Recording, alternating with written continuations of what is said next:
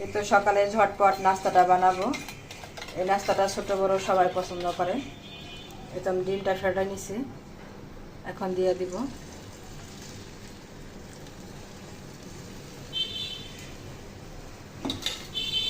এটা উল্টে দিছি,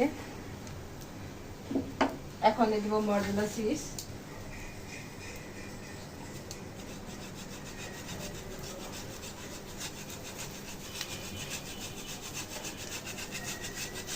এই নাস্তাটা এইভাবে বানালে অনেক ভালো লাগে।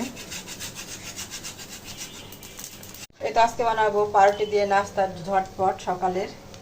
এটা আমি চিজ দিয়ে দিছি, টমেটো সস। এখন উল্টে দিব।